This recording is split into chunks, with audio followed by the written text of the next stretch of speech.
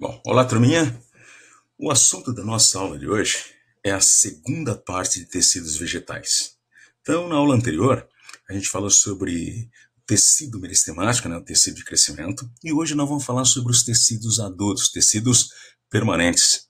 Aquele tecido em que as células já se diferenciaram, já se pronunciaram e já têm funções definidas. Ok?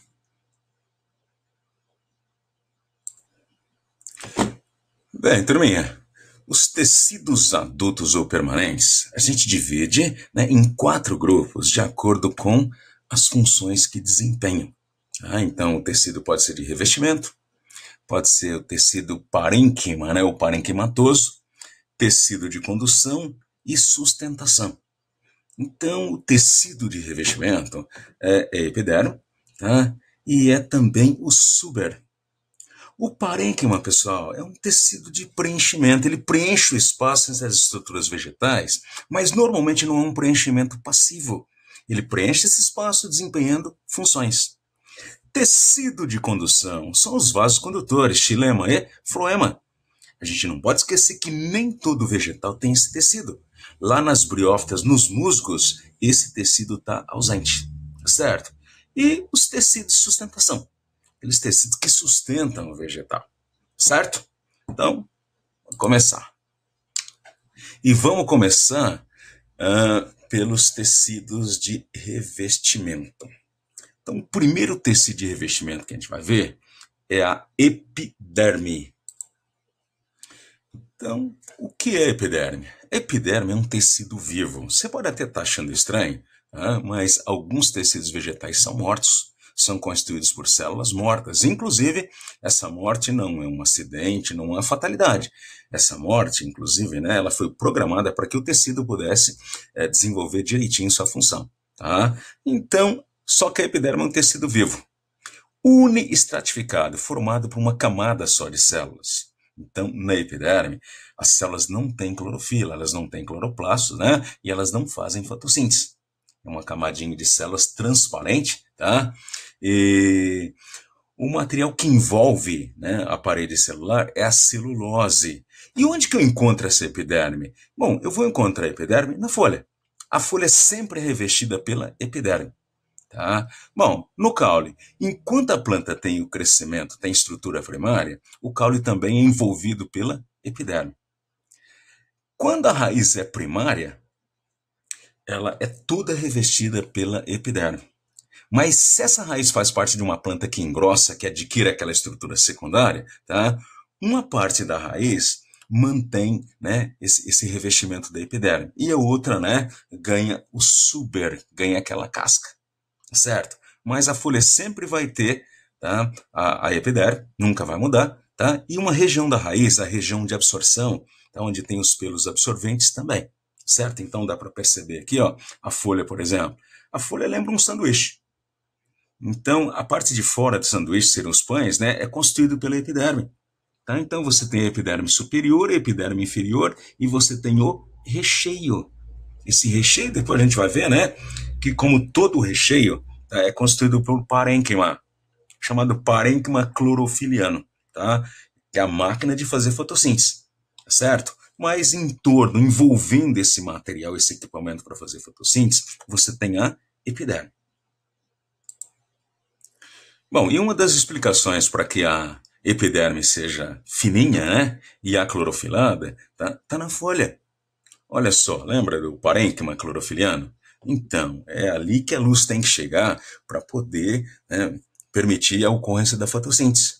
Se a epiderme não fosse um tecido transparente, né, os cloroplastos não teriam acesso à luz, tá certo? Bom, mas tem outra coisa muito importante sobre a epiderme. A epiderme pode produzir algumas estruturas que a gente chama de anexos da epiderme. Então, um anexo da epiderme, por exemplo, muito famoso, tá, é o estômato. Então, os estômatos são estruturas da epiderme, exclusivamente da epiderme, que pode aparecer, ela sempre vai aparecer na folha, né? E pode aparecer em caules de estrutura primária, tá? E a função é a realização de trocas gasosas, tá? E, por decorrência disso, também acontece a transpiração. Então, o estômago está relacionado a trocas gasosas e transpiração, certo? Então, é constituído por duas células, chamadas células guardas, que podem, né, abrir ou fechar um orifício que permite, né, a entrada de CO2, a saída de oxigênio e também pode permitir a saída de vapor d'água. Então, estômatos, principalmente para as trocas gasosas e a transpiração, tá?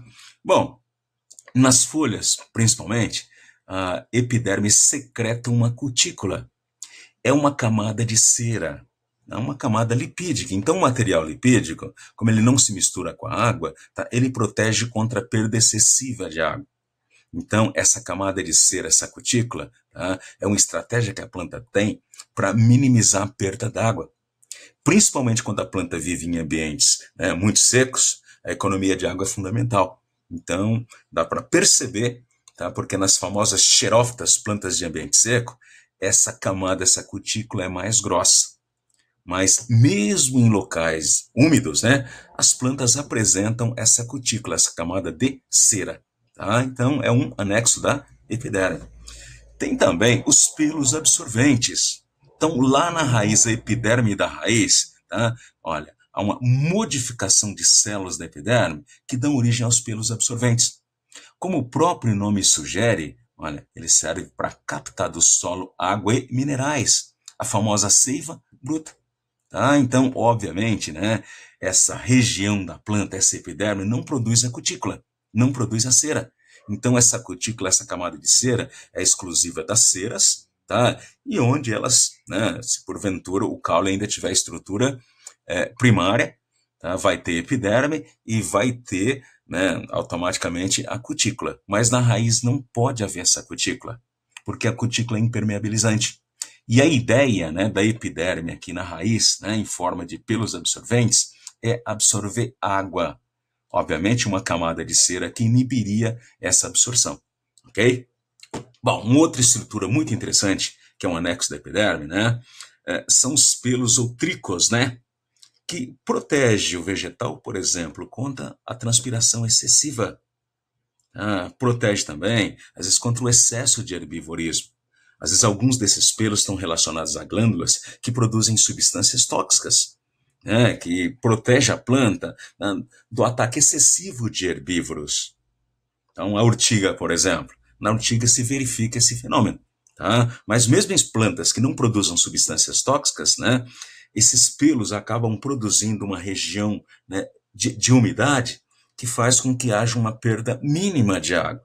Então, principalmente para ajudar a economizar água, tá certo? E aqui uma estrutura muito interessante que a gente costuma chamar de espinho. Tá? Então você olha uma roseira e vê a estrutura dessa e fala, é o espinho. É o espinho, mas isso aqui não é o espinho. Tá? O espinho, na laranjeira tem o espinho, no limoeiro, tá? No cacto, o espinho que tem no cacto é uma folha modificada para economizar água, tá? Mas aqui na roseira, isso aqui é o acúleo. Tá? É um anexo da epiderme que ajuda a proteger a planta contra o excesso de herbivorismo, certo? Bom, mas a epiderme vai sempre existir na folha, isso não vai mudar, tá? Mas no caule e na raiz de plantas, né, que engrossam, né, que fazem o desenvolvimento secundário, tá? Lembra, tá? A epiderme nessas regiões ela é substituída pela periderme, pela casca, tá certo? Tá? E o principal componente dessa periderme é o suber. Então, o suber é um tecido morto. As células do suber são impregnadas de suberina. A suberina é um material lipídico. Ao envolver essa célula, né, impermeabiliza a célula e impede que ela realize trocas com o meio. Então, essa célula não consegue respirar, essa célula não consegue beber água e acaba morrendo.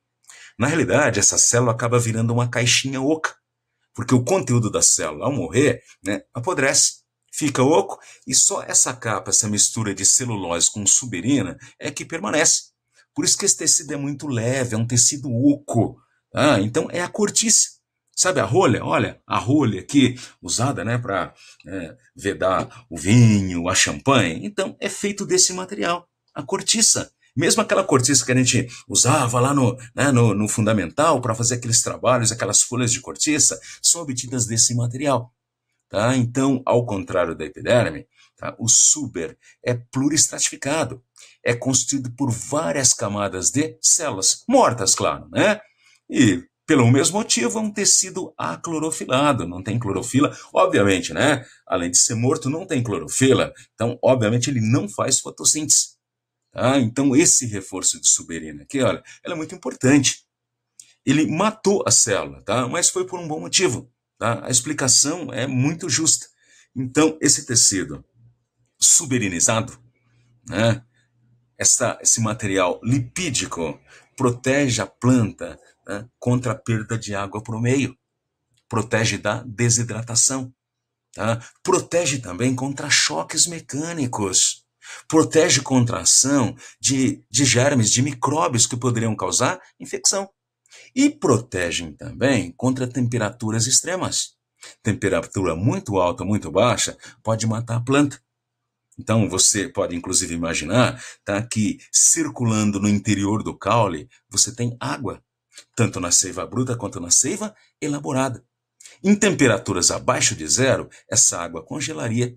E a gente sabe, né? A água, quando congela, aumenta o volume, tá? E destruiria os vasos, romperia os vasos.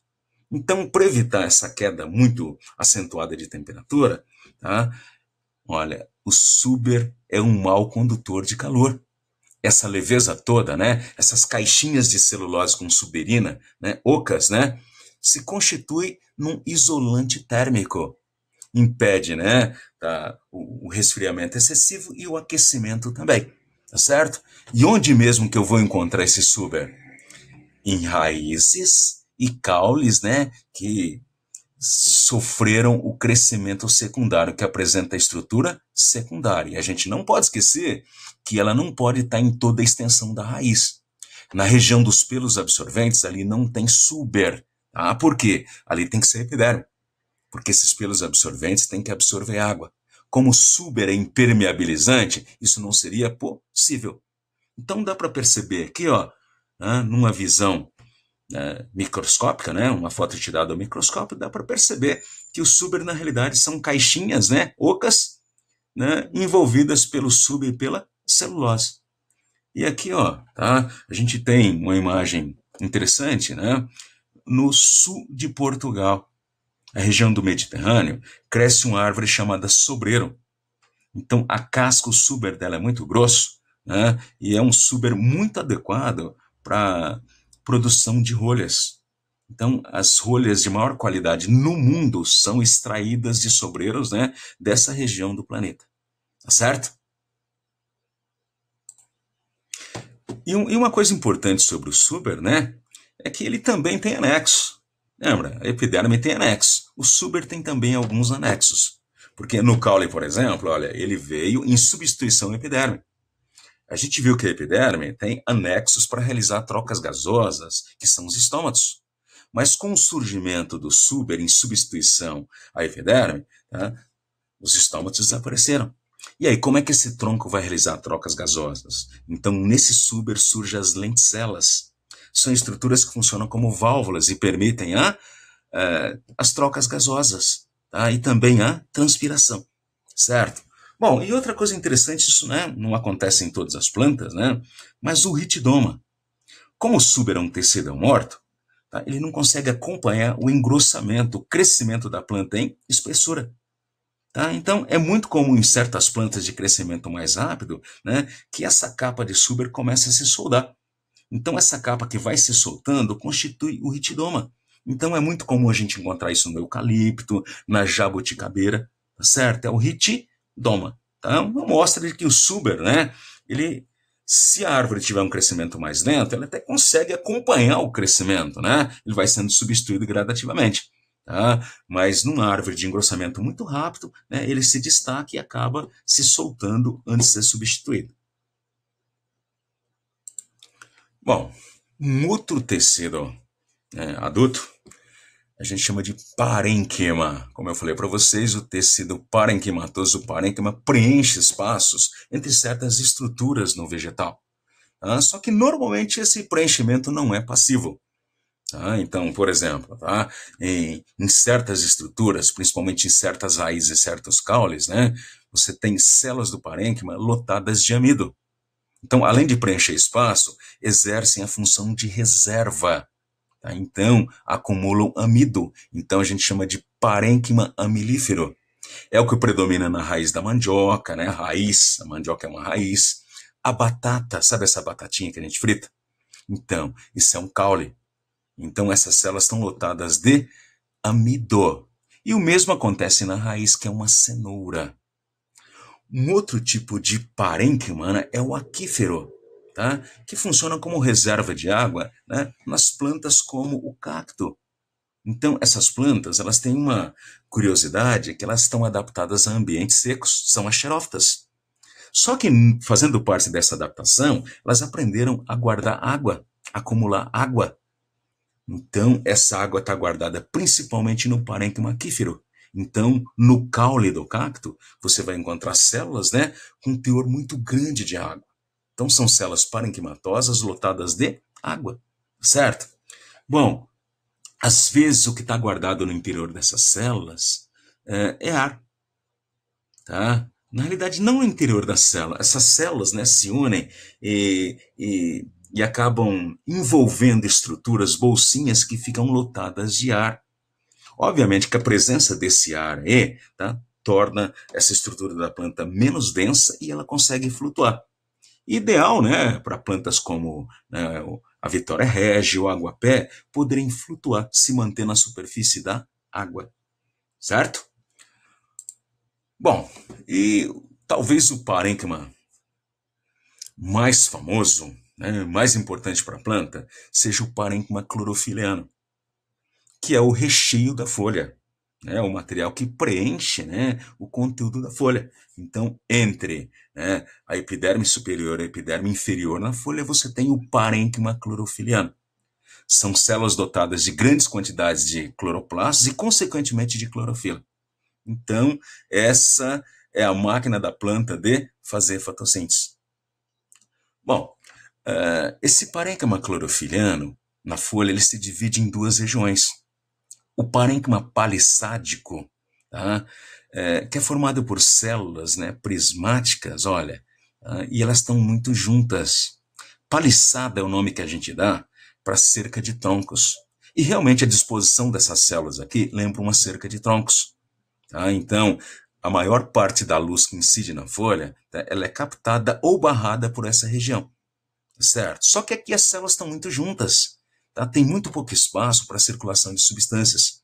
Então, abaixo desse parênquima palissádico aqui, clorofiliano palissádico, você tem o parênquima clorofiliano lacunoso. Então, aqui as células estão mais distantes, existem espaços ou lacunas, né? E permite a circulação de substâncias. Permite a circulação de água, permite a circulação de gases, de minerais e açúcar. Então dá para a gente ver, inclusive, ó, que os estômatos, que geralmente se localizam na parte de baixo da folha, para se protegerem do excesso de luz, tá? Eles têm contato direto com o parênquima clorofiliano lacunoso. Tá certo? Bom, e um outro tecido adulto ou permanente, né? Que representam um marco na evolução dos vegetais, são os tecidos de condução. Então, os tecidos de condução permitem um transporte rápido de substâncias no corpo da planta. Então, como consequência, essa planta pode crescer, pode desenvolver órgãos, né? E foi uma chave fundamental, né, para a evolução dos grupos vegetais. A gente não pode esquecer que as briófitas não apresentam esse tecido, ok? Só a partir das pteridófitas é que as plantas têm tecido de condução, ok? Bom, os tecidos de condução são basicamente de dois tipos. Você tem o floema ou líber, né, que transporta a seiva elaborada. Essa seiva elaborada é uma mistura de água com nutrientes, principalmente açúcar. Então, a seiva elaborada orgânica, tá, ela circula das folhas para a raiz. É a circulação, né, um fluxo descendente, de cima para baixo, tá certo? Então, né, esse floema ou líber é um tecido vivo, as células são vivas. Tá? Então, a parede celular é constituída por celulose. Tá? E aqui a gente tem um esquema, né, desses vasos condutores. As células principais, né, a gente chama, né, de elementos de tubo crivado. São essas células grandonas aqui, olha, tá certo? Então, essas células, elas têm, né, um citoplasma meio que vazio, só aquoso. Praticamente não tem organelas citoplasmáticas. Então, tudo isso, tá, é para evitar que haja empecilho no transporte da seiva elaborada. Então, por que crivado? Crivo é o nome que a gente dá para os furos. Então, né, na parte de baixo e na parte de cima dessas células, você tem furos, uma placa cheia de furos. Essa é a placa crivada. Então, essa placa cheia de furos, né, facilita a passagem da seiva, né, de uma célula para outra. Só que aí a gente tem um problema. Olha, aqui não tem organela, né? No interior dessa célula não tem organela, não tem núcleo. E aí, como é que é feita a nutrição? Como é que é feito o comando? Então, do ladinho aqui, ó, a gente tem o que os cientistas chamam, pessoal, de célula companheira. Então, essa célula companheira, ela não está relacionada diretamente ao transporte da seiva. Tá? Então, elas, além de controlar o próprio metabolismo, elas controlam o metabolismo desses elementos de tubo crivado. Controlam o metabolismo e a nutrição, as mantém vivas. Tá certo? Bom, e o outro tecido de condução é o xilema ou lenho. Tá? Então, o xilema ou lenho transporta a seiva bruta. Essa seiva bruta é constituída de água e minerais. A raiz da planta capta essa água e os minerais, né, do solo, tá? E através do xilema, essa água e minerais, a seiva bruta, chega até as folhas. Quando essa água e os minerais chegam à folha, a fotossíntese transforma essa seiva bruta em alimento. Por isso, seiva elaborada. Então, por isso que é fundamental, é primordial a atividade, né, do xilema. Xilema ou lenho, vasos lenhosos. Vasos liberianos é o outro nome que a gente dá para o floema. Tá? Xilema, tá? Lenho ou vasos lenhosos, né, é o nome do xilema. Tá? Então, aqui, tá, a seiva bruta ela é transportada da raiz para a folha. Então a gente fala que tem um fluxo ascendente, ele sobe, é contra a gravidade. E um detalhe interessante, né? O xilema é constituído por células mortas, é um tecido morto, com reforço de lignina. A lignina é um material duro, lembra concreto. Tá? Então, essa lignina, além de dura, ela tem ação impermeabilizante. Então, essa lignina dura e impermeabilizante, ela é fundamental na atividade dessas células. Essas células, obviamente, nascem vivas, mas à medida que elas vão se diferenciando, elas vão morrendo. E por que elas vão morrendo? Porque elas vão acumulando lignina. Então, além de celulose, elas passam a acumular também lignina. Essa lignina, né, como é impermeável, é impermeabilizante, tá, da mesma forma que a suberina, impede a comunicação com o lado externo. A célula não consegue beber, não consegue respirar e acaba morrendo. Tá? Mas, de novo, tem uma explicação ótima para isso. Tá? Essa lignina é dura, muito dura. Tá? Então, além de contribuir para a sustentação da planta, tá? A principal função é evitar o colapso desses vasos, dessas células. Porque à medida que a seiva bruta é sugada pelas folhas, gera uma pressão negativa incrível. É como se você chupasse, né, sugasse um canudo de refrigerante. A tendência é que ele amasse, que ele colapse. Então, isso também aconteceria no xilema. Só não acontece por quê? Não acontece porque está impregnado desse material muito duro que impede o colapso, que é a lignina. Certo? Então, a lignina mantém a integridade, né, dessas células que compõem o xilema. Então, cada uma dessas células, né, elemento de vaso lenhoso, tá, ela é basicamente, né, um cilindrozinho. Esses cilindros são encaixados. Claro, muito pequenininhas, são células, né, microscópicas, são encaixados uns nos outros. Então, como essas células são mortas, o conteúdo já sofreu decomposição, desapareceu. Então, no fundo, você tem caixinhas ocas, né? Cada célula não passa de uma caixinha oca cheia de furinhos. Então, é através desses furinhos, né? Na comunicação entre uma célula e outra, aqui, ó, tá? Na vertical e também na horizontal, porque aqui do lado, olha, tem outras células do mesmo tipo. Tá? Então, esses furos, né, essas perfurações, tá, permitem a comunicação. Então, isso torna muito mais eficiente o transporte dessa seiva. Ok? Então, não se esqueçam, né? O xilema é um tecido morto. Certo? Ok? E essas células não são exatamente iguais, tá? Então, algumas dessas células são maiores, o que permite um fluxo mais intenso da seiva bruta. Então, os cientistas chamam de traqueias, tá? Ah, tem outras células que são menores, né, que não dão um fluxo tão intenso assim para o transporte, são importantes, claro, né, mas que não dão um fluxo tão intenso, são chamadas de traqueides. Então, em algumas plantas, né, há uma predominância de um ou outro tipo. Então, onde há predominância de traqueias, né, o fluxo é mais livre, mais intenso. E o vegetal, obviamente, se dá melhor. E aqui a gente tem uma figura, né, muito interessante porque mostra, né, o feixe de vasos. Então, toda vez que aparecer feixe de vasos lenhosos, está falando do xilema. Feixe de vaso liberiano, está falando do floema. E aqui nesse esquema da árvore, olha, dá para perceber a localização, né, desses vasos condutores. Então, o xilema no tronco da árvore tem uma localização mais interna. Inclusive, a maior parte do diâmetro da árvore é constituído pelo xilema. Como eu falei para vocês, é um tecido muito duro, muito resistente, por causa da impregnação de lignina, tá certo? Tá? E o floema, ele se localiza muito superficialmente no tronco, fazendo parte da casca da árvore, tá certo? Então, né, xilema, inclusive o xilema, né, ele pode ter maior ou menor impregnação de lignina. Então dá para perceber pela madeira. A madeira, né, que a gente usa né, de certas árvores para construir casa, móveis e outras coisas, né, ela pode ser mais ou menos dura.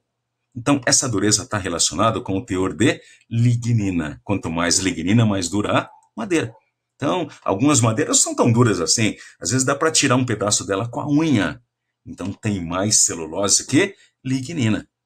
Agora, tem algumas madeiras, né? Madeira de lei, ipê, peroba, né? São muito duras. Por quê? Porque o teor de lignina é muito alto.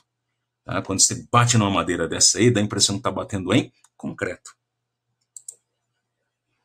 E aqui algo muito importante em função da localização desses vasos condutores. Tá? Então, aqui a gente tem um experimento chamado que é de cintamento ou remoção do anel de Malpighi.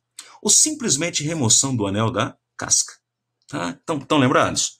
Então, essa parte mais central, mais dura do tronco, tá? É onde está localizado o xilema. Xilema, seiva bruta, olha, tá? Água e minerais que sobem da raiz para a folha. Elas usam essa seiva bruta, tá, para produzir alimento. E aí, uma parte desse alimento é devolvido para a raiz através do floema. Estão lembrados? Então, a raiz ela tem uma função muito importante que é captar a seiva bruta e mandar para cima. Só que, obviamente, ela não pode fazer fotossíntese. As células da raiz não recebem luz e, consequentemente, não têm equipamento para fazer fotossíntese. Não podem produzir alimento. Tá? E apesar de algumas células da raiz serem mortas, grande parte das células da raiz são vivas e precisam de alimentação.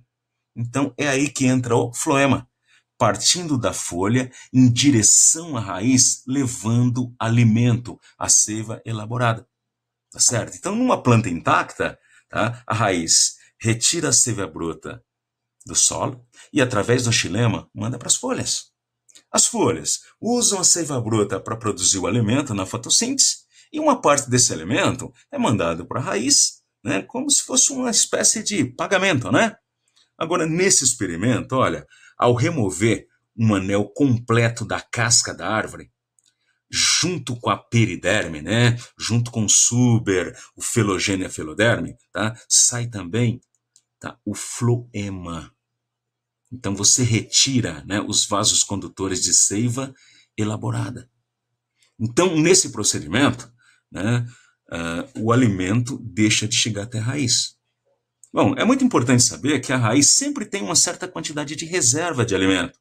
Uma parte do alimento que chega na raiz, ela não consome, ela guarda. Então, a raiz sempre tem reserva. Inclusive, em algumas plantas, elas sobrevivem no inverno rigoroso graças a essa reserva da raiz, certo? Então, ao fazer esse cintamento e retirar esse anel completo da casca aqui, tá? Então você intercepta a passagem da seiva elaborada. A raiz deixa de receber alimento. Bom, enquanto ela tem reserva, ela está viva, realizando suas funções e está tudo bem. Mas quando acaba essa reserva, tá? A raiz sem alimento morre. E ao morrer, ela deixa de captar a seiva bruta e mandar para cima. E aí, quando as folhas deixam de captar a seiva, de receber a seiva bruta, param de fazer a fotossíntese e produzir alimento para toda a planta e ela morre. Certo? Então, é uma estratégia, né? Usada inclusive por madeireiras, né? Para poder matar a árvore. Ok? Então, esse é o cintamento. Certo? Então, o que você faz aqui? Você retira, né, o floema e intercepta a passagem da seiva elaborada. Então você percebe, inclusive, ó, nessa região acima do cintamento, há um espessamento. Há um espessamento por quê? Porque a seiva elaborada para aqui. Como ela não tem como, né, atravessar essa região interceptada, ela para aqui e causa um espessamento. Então, enquanto as folhas permanecem vivas, né, produzindo alimento, tá, a seiva tenta descer, mas para aqui, certo? E quando toda a árvore morre, né, ninguém mais faz fotossíntese e toda a planta acaba morrendo, ok? Bom, e como eu falei para vocês, né, às vezes mais de 95% do diâmetro do caule de uma árvore é constituído pelo xilema.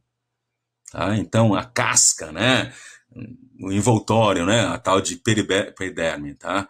E o floema, às vezes, né, ocupa uma fração muito pequena, né, desse diâmetro. Então, tudo isso aqui, olha, tá? Tudo isso aqui é xilema. Então, esse xilema é dividido em duas regiões. Tá? Tem uma região central, mais escura, né, mais dura, chamada cerne. E essa região mais externa aqui, né, chamada de alborno. Então, tem que tomar muito cuidado, porque aqui a gente tem uma região ativa e inativa. Tá? Então, o cerne é uma região inativa, que não transporta mais a seiva bruta. Então, com o passar do tempo, né, essas placas, né, essa camada de lignina, ela vai ficando cada vez mais espessa e interrompe totalmente a passagem da seiva. Então, o cerne, né, é o xilema bloqueado, inativo. Tá? Agora, no alborno, o xilema continua ativo. Tem que tomar muito cuidado para não confundir com xilema vivo e xilema morto. Todo xilema sempre é morto. E né, às vezes tem até questão de vestibular que tenta te passar a perna, né? Tem uma bactéria chamada Xylella fastidiosa. Ela ataca o xilema, né? E entope o xilema, causando problemas muito sérios, principalmente em frutas cítricas, né? Em plantas que dão frutas cítricas, as plantas cítricas, tá certo? Então, né, ela fala, olha, porque essa bactéria mata o xilema? Não, o xilema está morto, ela só entope, bloqueia o xilema, que no caso é o alborno, né? Porque o cerne está sempre, né, definitivamente já está entupido, está bloqueado. Ok? Inclusive, para retirar madeira realmente de qualidade, tá? Ela é originada do cerne. Ok? É a região mais dura. Beleza? Então, nesse esquema dá para perceber, né, os tecidos, né, as camadas que compõem, né, o tronco de uma árvore. Aqui, então, dá para ver a casca aqui, né, ó, a casca, né, com o suber, né, com o filogênio, né, com a filoderme. Aí a gente tem o câmbio, né, que produz o xilema morto para dentro e o floema vivo para fora, tá certo? E tem mais um detalhe sobre o xilema, os anéis de xilema. Em muitas plantas, contando os anéis do xilema, dá para perceber, né, a idade dessa árvore. Tá? Principalmente em países de clima temperado, né, a cada ano surge um novo anel de xilema. É comum que a cada ano um anel desses entupa, né, fique bloqueado e surge um novo anel de xilema. Em países tropicais não necessariamente. com uma atividade, né, metabólica alta o tempo todo, às vezes no único ano, surgem 2 ou mais anéis. Mas em clima temperado é certeza. Para cada anel, né, que você conta no xilema, você tem um ano da árvore. Certo? Obviamente, isso só vale para dicotiledôneas. Porque nas monocotiledôneas, lembra que elas não têm anéis no caule? Ok? Bom, um outro tecido adulto muito importante, né? É o tecido de sustentação. Aqui também a gente tem 2 tipos, tá? Tecido de sustentação, o colênquima, é um tecido vivo com reforço de celulose e pectina. Celulose e pectina não são impermeabilizantes. São reforços da parede celular que permitem a passagem de água e gases. Tá? A suberina e a celulose não, suberina e a lignina são impermeabilizantes, mas a celulose e a pectina não.